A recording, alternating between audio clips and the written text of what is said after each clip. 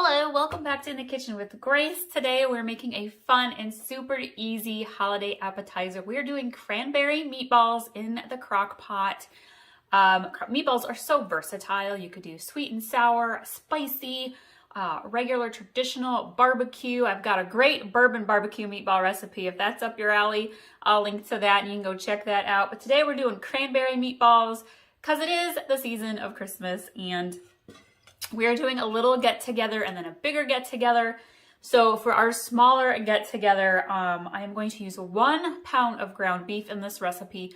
Normally, all of my meatball recipes, I make 2 pounds of use 2 pounds of ground beef or ground turkey. Today, I'm only going to do 1. So if you are going to feed a bigger crowd with these meatballs, double the recipe that's in the description below and follow the step-by-step instructions. We are going to start with the sauce, and I love all these, you guys. I love finding their seasonal goodies that they have, and I found a spiced cranberry jam spread, and I'm super excited to use this today. This is a 11.6 ounce jar, and my recipe calls for 3/4 a cup, but I really like to have a lot of cranberry flavor in these meatballs, so I'm going to use closer to a cup. And just scoop this right on out, leaving just a little bit left in the jar. So it should be about a cup or so. And then we're going to do 1/2 cup of chili sauce.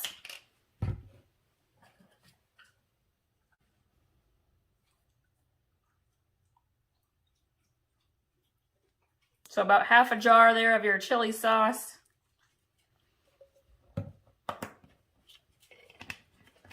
We're gonna do 1/4 cup of barbecue. Use whatever barbecue you have on hand. I happen to have hickory and brown sugar. Keep things simple. I love recipes that it's just using what you've got on hand. Throw that in there.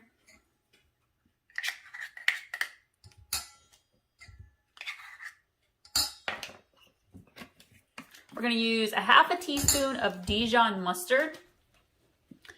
I'm not even going to get out the measuring spoons, guys. I'm just going to put some in there. And my recipe calls for sriracha sauce. You want to use 1/2 teaspoon, so literally just a dash. I don't have any on hand. I'm just going to use Frank's Red Hot sauce, but the hot sauce just gives it a little bit of kick, especially with that spiced part of the cranberry jam. So just give a little sprinkle of that in there. And then we are going to add in some salt and some pepper. I've got a little bit of sea salt. A little bit of pepper, and I like to add in a little bit of onion powder, just a pinch, a little bit of garlic powder, just a sprinkle, and then I also like to do a dash of honey garlic seasoning rub. Just put a little bit in there. That honey part adds a little bit. You could also add in a dash of honey, actual honey. That would be delicious in this recipe. We're going to mix this together really well.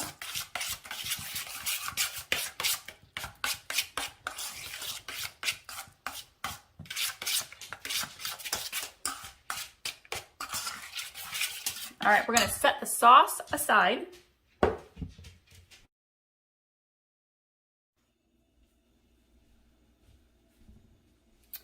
Now it's time to put together the meatball mixture. I have my 1 pound of ground beef in my bowl. It is mostly thoroughly thawed, and we are going to add in 1/4 cup of milk. We're going to add in 1 egg.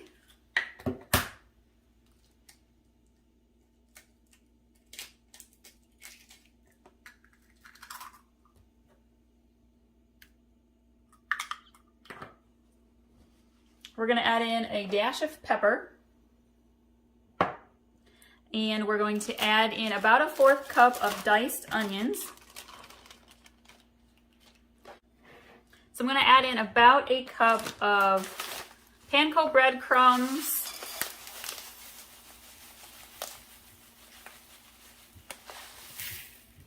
And again, this recipe, the amounts I'm using is for a smaller amount of meatballs. Normally I would double this recipe. And then we're going to just mix this all together.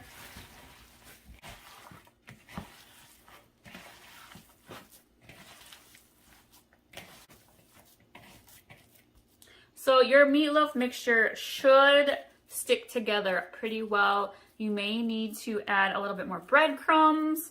Totally fine. After it's all mixed together really well, I'm going to make my meatballs. Slow cooker set up over here. I'm going to just line the meatballs up inside the slow cooker. I am using a Crockpot liner, which totally saves on your cleanup mess. And sprayed it with some cooking spray so the meatballs don't stick. And these meatballs you want to make about an inch or so big. You want them to be more like 2 bite size. Traditionally, I make bigger meatballs, especially if we're going to have like pasta or good old comfort meatballs. I'll make them a little bit bigger, but these are appetizer ones, so you want to make them a little bit smaller.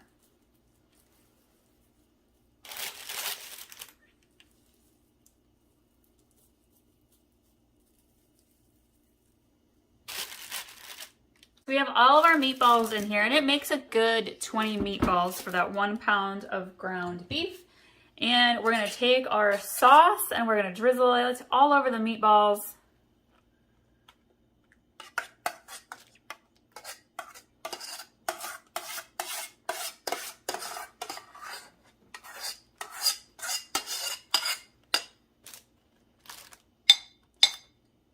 And I am going to cook these on low for probably, I don't know, 3 hours or so. I'm going to check them probably at the 2-hour mark and go from there.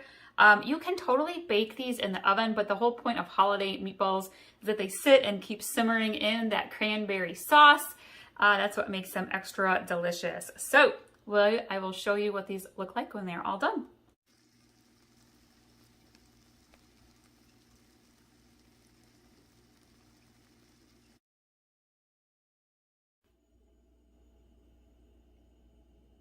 Don't these meatballs look delicious?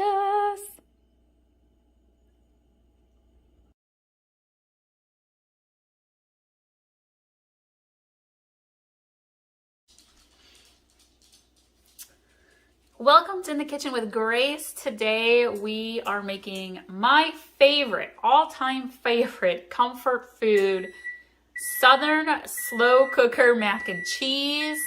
My oven is beeping in the background. I am actually baking today as well, making banana oatmeal chocolate chip cookies.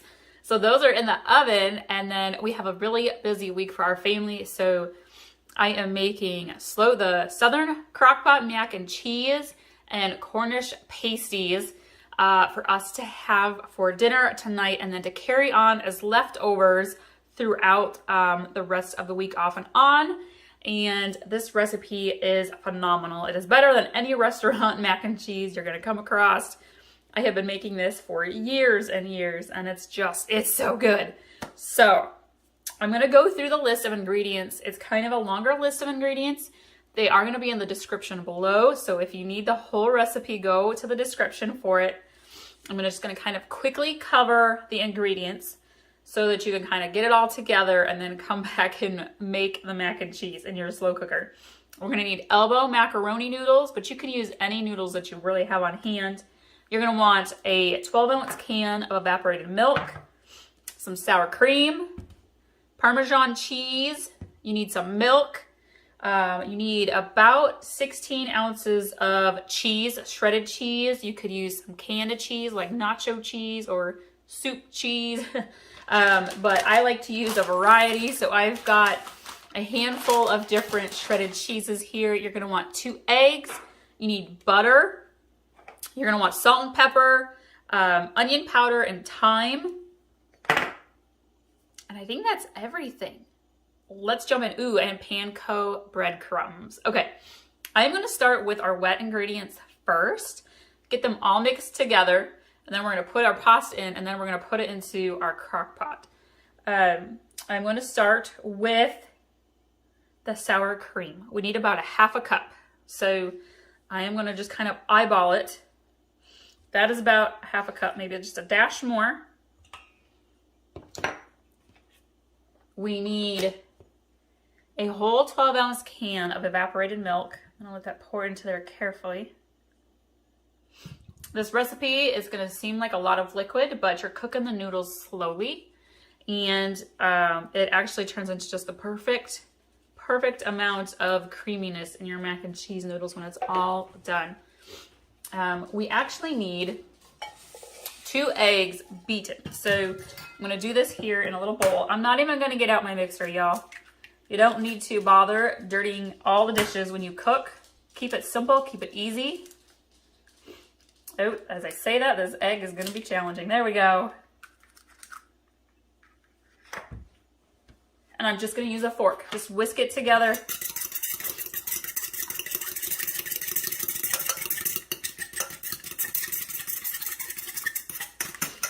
Lovely. Okay. And then you also need about a 1/4 cup of butter, which is about half a stick. Now, we like butter. This is a Southern recipe. So I have just a little bit over half a stick. I am going to actually melt this just a little bit in the microwave. I want to be able to mix it in. But if you're like, I don't want to bother with that, you can totally dice this up and just put it in the top of your whole mixture in your slow cooker, and it will just melt right into your mixture as well.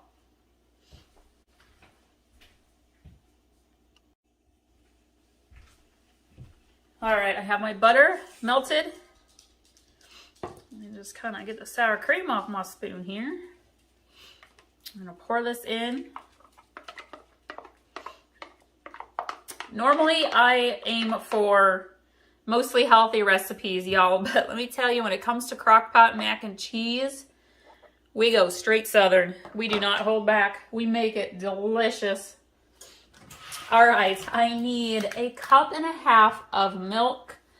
Recipe normally calls for whole milk, but we drink skim milk in our house, so that's what I use.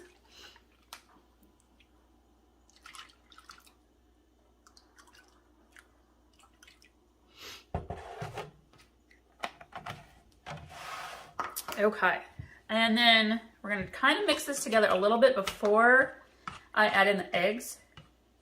Kind of get that sour cream and butter worked in. And then I'm actually gonna go ahead and add my seasoning ingredients as well. So we need a 1/2 teaspoon of dry mustard and a 1/4 teaspoon of thyme. And honestly, I just kind of eyeball it. You don't have to really measure these. Just kind of sprinkle a little bit in. This is the thyme. I'm going to add in my mustard. Again, you're looking for about a 1/2 teaspoon of the dry mustard, but I'm just eyeballing it, you guys. You really don't need to get out the measuring spoons for this. Cayenne pepper, no, don't go crazy on cayenne. This just adds a little hint of flavor. Sprinkle a little bit of that in, along with salt and pepper. Sprinkle a little table salt. Love pepper in the mac and cheese, so I tend to go a little heavy on the pepper. Mix this all in here just a little bit. All right, I'm gonna add the eggs.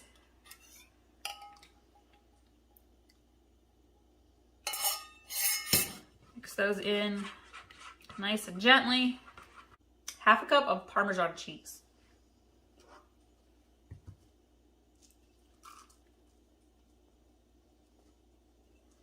Sprinkle that in there.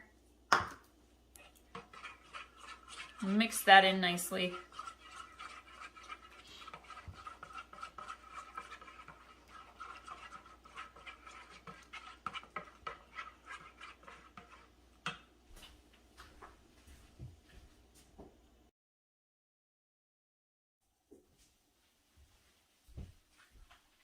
Now we are going to add in our 2 cups of elbow noodles.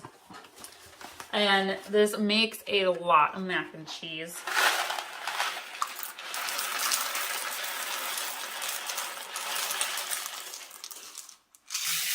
You want to use uncooked macaroni noodles. If you're in a hurry, you can parboil them, like make them just a little bit on the soft side. But really you want to just allow your noodles to fully cook in the slow cooker. And I'm gonna add just a little sprinkle more. If you're gonna make this for a crowd, like for game day or a potluck, you can easily double this recipe and it will fit into one normal standard size crock pot. So that's also nice. This is definitely a crowd pleaser. So we're gonna mix that in. And again, it looks really liquidy, but as the noodles cook, it absorbs the moisture. And now I'm gonna add in my cheese. So today I'm just using shredded cheese. I have a little bit of sharp cheddar left. So we're gonna dump that in. I have a little bit of mozzarella. I'm not gonna add all of it in. You want total about 2 full cups to 2.5 cups of shredded cheese. So that's probably about 3/4 of a cup maybe. And I have medium cheddar, so I'm gonna add some of that in. And I even have a little bit of quesadilla shredded cheese.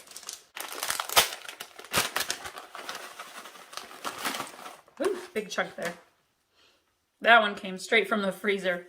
Crumble that up a little bit. All right, and then we're gonna mix this together. Work the cheese in. Now I'm gonna go get the crock pot ready to go and we'll just dump this in. And all right, I have sprayed the liner for my crock pot with cooking spray so it helps keep it from sticking. And we're gonna go ahead and just pour, gently, pour our whole macaroni and cheese mixture in. We're gonna spread it around. Our crock pot Southern mac and cheese is almost done. So I'm actually going to add a little bit more shredded cheddar to the top. Just a little bit. And then I'm gonna go ahead and sprinkle on some panko breadcrumbs. It just adds a nice little crunch to the top. And we'll let this cheese melt for a little bit longer, maybe another 10 to 15 minutes, and our mac and cheese will be all done. So for our crockpot mac and cheese, if I'm cooking it on high, I am gonna cook it for about 1.5 to 2 hours, probably closer to 2 hours. And if I'm going to cook it on low, it'll take about 2 to 3 hours. One of the things that we sometimes will add in is sweet corn. If you've heard of corn and mac and cheese casserole, you can add some corn in. Our kids don't like it, so I leave it out usually, but it adds a nice flavor to your mac and cheese.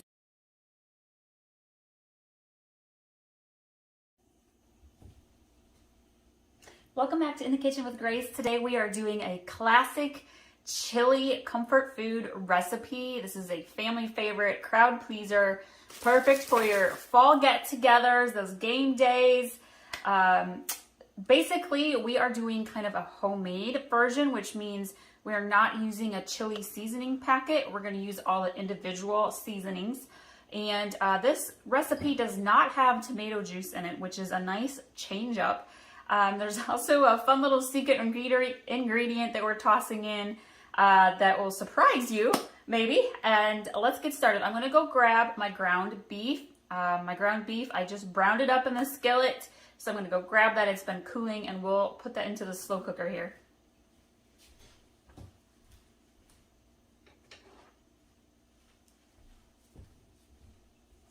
So this is about 1 pound of ground beef, maybe just a little bit more. Now this recipe you can adjust a little bit based on what your family likes. My family prefers a little more meat and a little less beans. And my kids do not like chunky tomatoes in there. So this recipe has no chunky tomatoes.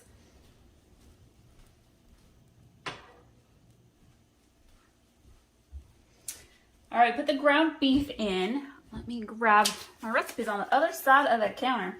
All right, so we have the pound of ground beef. We have half of a yellow onion. Use whatever onion you like. We just happen to have yellow onion on hand. Got that diced up real small. Nobody likes big onion chunks in their chili. And then this here is a little bit of diced up into teeny tiny pieces, long red slim peppers from my garden. We actually had quite a few come up a little bit late in the season. And so we picked those over the weekend, and we're gonna throw those in for a little bit of heat. These are actually not super spicy peppers, which is why I'm gonna add them in. It adds a little zip, but the kids will still eat it. In fact, they're not even gonna notice the peppers are in there. We're going to start with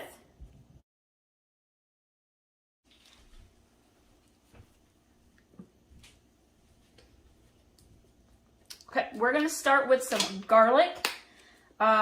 This recipe uses both minced garlic and garlic powder. And we need 1 tablespoon or so of minced garlic.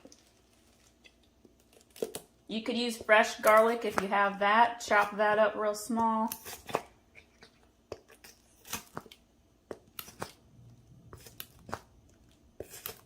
There we go, close enough.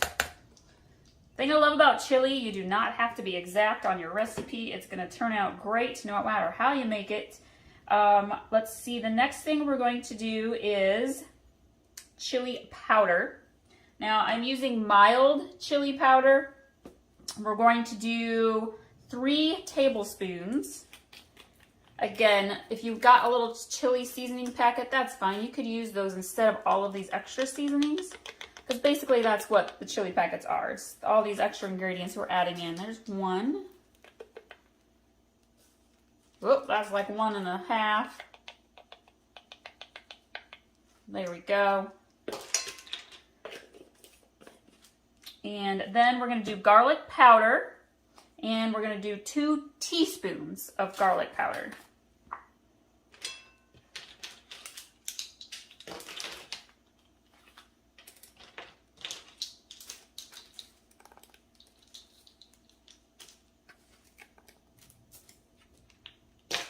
I'm adding all the seasoning ingredients first, and then I'm going to kind of mix it into the meat before we add the wet liquids to it.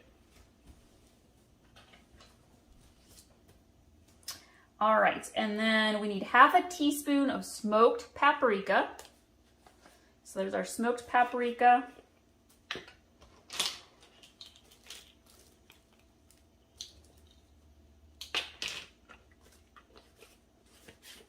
And my recipe actually calls for 2 teaspoons of cumin, ground cumin as well. However, I am out of that in my pantry, so I'm going to skip it and nobody's going to even know. But if you've got cumin, add 2 teaspoons of it to your chili.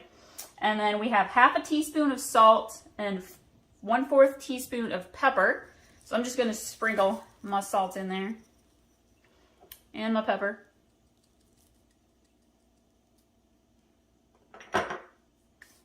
Okay, now we're going to add in, actually I'm going to give that a little mix. You want your seasoning good and mixed in there, along with your onions and your peppers. Now depending on your family, you could add in jalapenos. You could do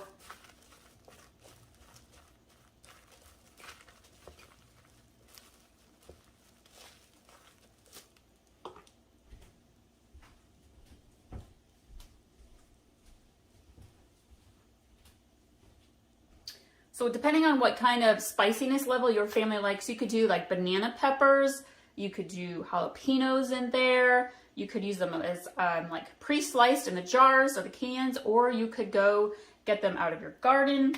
So chili, I love it. You can make it as mild or spicy as you want. We're gonna add our beans. Now you can use whatever kinds of beans your family likes. We like Bush's red beans, so I'm gonna add a can of that. Actually, I've gotta go drain that quick.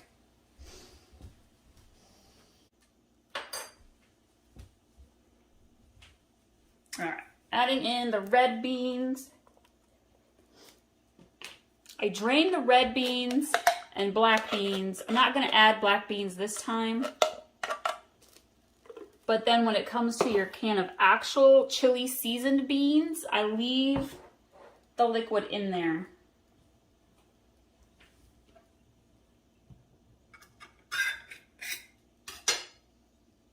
because it just adds a little extra to your chili.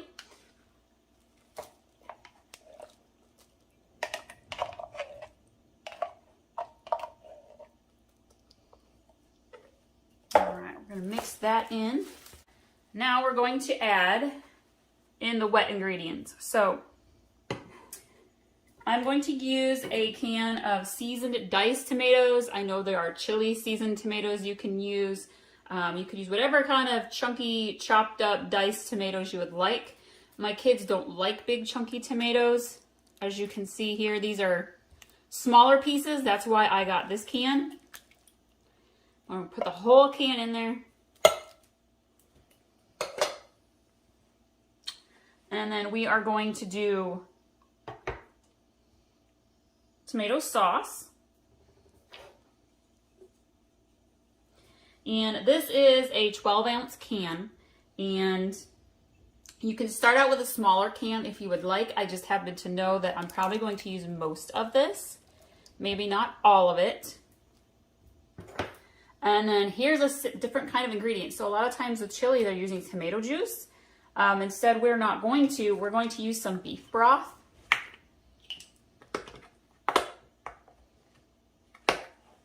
And the recipe calls for about a cup.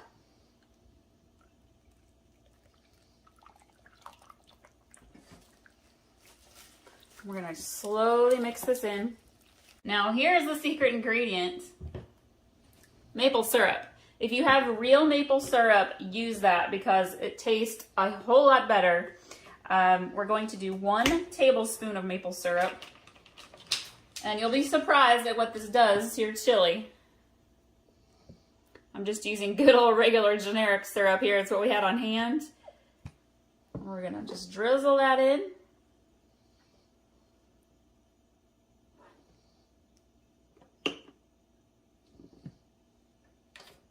We're gonna give this another mix. And then we're going to put the lid on here, and we are going to turn the slow cooker on to low. I actually have several hours, about 5 hours or so before dinner. We have a busy night of kids' activities. We're gonna be going. And so I want this just to kind of cook slowly. And then before I go to leave to pick my kids up, and we start our night activities, I'll turn it down to warm, and it'll just stay warm. And then whenever someone is home, they can make their bowl of chili, add their cheddar cheese, their sour cream, whatever they want to it, and it'll be perfect. Super, super easy crock pot meal.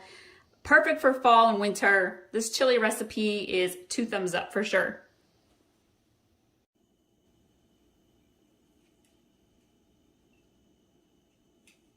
Chili is done. It looks amazing. I can't wait to add cheese and sour cream to it, some soup crackers. Y'all, if you are new, please subscribe. Stick around for more amazing recipes that your family will love, and we will see you all next time. Welcome back to In the Kitchen with Grace. Today I am doing a super easy, delicious blueberry peach cobbler in the crock pot. Super easy dessert recipe that works great for take-alongs, get-togethers, potlucks, and it makes a dessert for dinner just lickety-split. All right, so what I love about this recipe is you can interchange the kinds of fruit that you use. Today I'm doing blueberry peach. I am going to use some fresh blueberries, and I have some frozen Firestone peach slices and some canned, frozen and drained, they're drained, Firestone peach slices. I've got about 2.5 cups of peaches and maybe 2 cups of blueberries that we're going to use today. And as we put this together in our slow cooker, I'm going to the first step is to kind of get your fruit blended together and resting in their glaze, I guess you could call it. The second step is to prepare the cobbler breading that we're going to actually put as the first layer in our crock pot. Then we put the fruit on, and then we pour buttermilk on top. Oh my gosh. You guys, I am smelling this already, and I haven't even gotten started. All right, so to prepare your fruit, you're gonna put your fruit into a bowl, and again, you can interchange this. Cherries, strawberries, whatever you wanna use, go for it. I personally love the blueberry peach combination. I'm gonna sprinkle in my blueberries. If you're using fresh fruit, again, keep an eye out in case there's a rare one that doesn't look so hot. You can pluck it out. Mine look great. Okay, we are going to add in 3 teaspoons of sugar.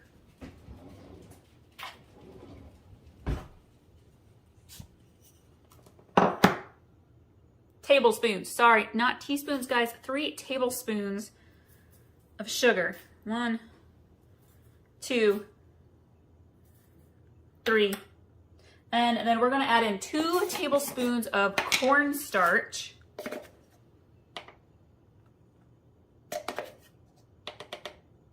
We're baking. We're playing with dessert today. You gotta get a little messy if you're doing a little baking. That is my philosophy. Okay, and then we are going to add in 1 teaspoon of vanilla. Honestly, I'm just gonna eyeball it.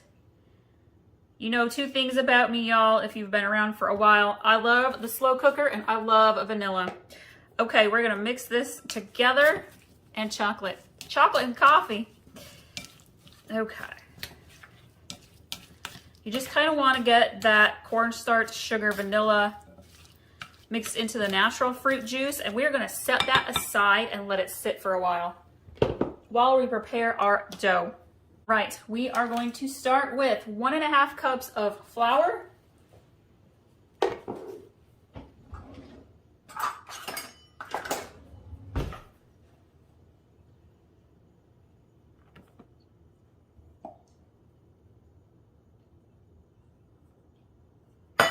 I also like this recipe. You don't have to be super precise with the ingredients. We are going to do 1/3 cup of sugar, white sugar. It's about 1/3. We are going to do 1.5 teaspoons of baking powder.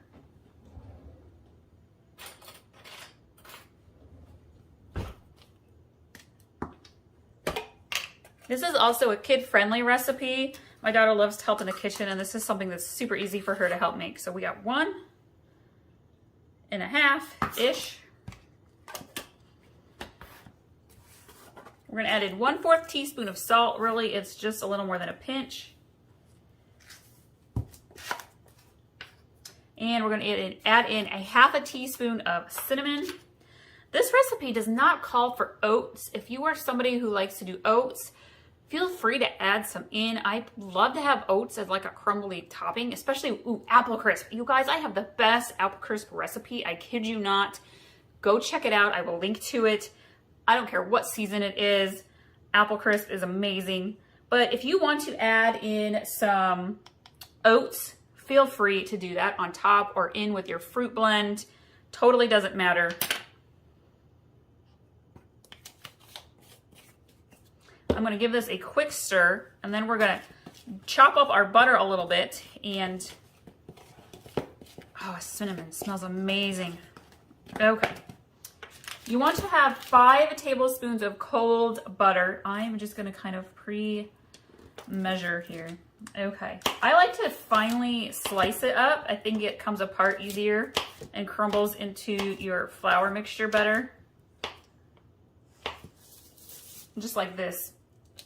Super easy, and then you can just kind of let it kind of naturally comes apart in your bowl. And we're gonna mix this in until this whole thing gets a little bit crumbly.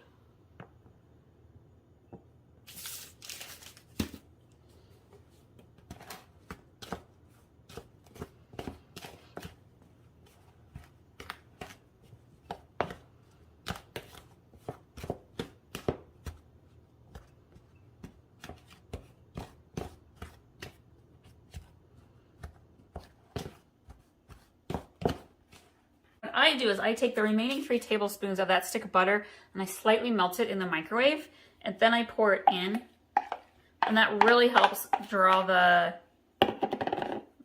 flour together.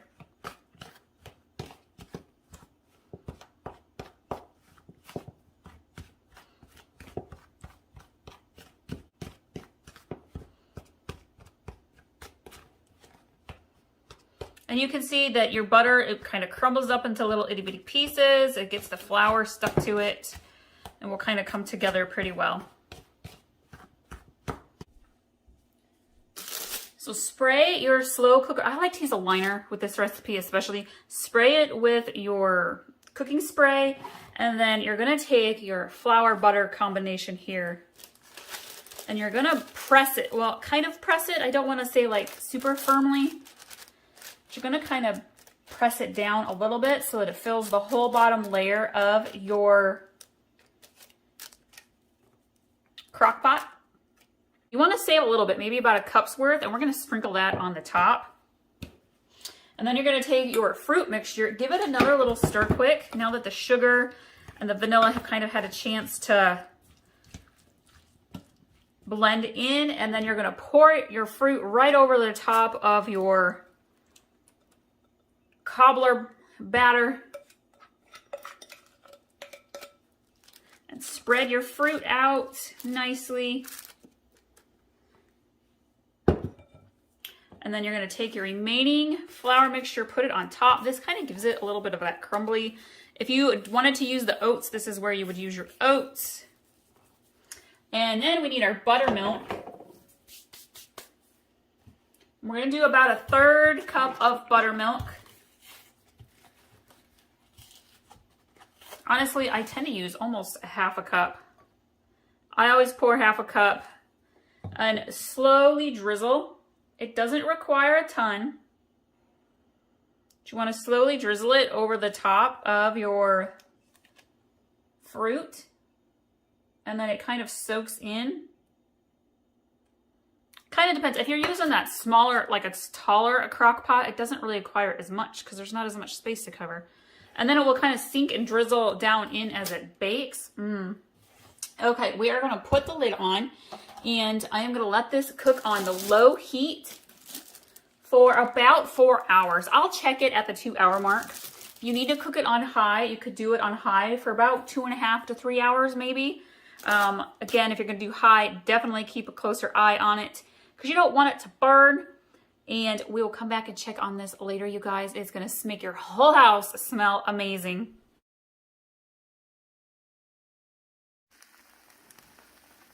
Oh my goodness, this smells so good. This is going to be a delicious dessert tonight. Thank you all so much. I hope you love this recipe. Thank you for sharing our recipes over on Pinterest. We'll see you guys next time.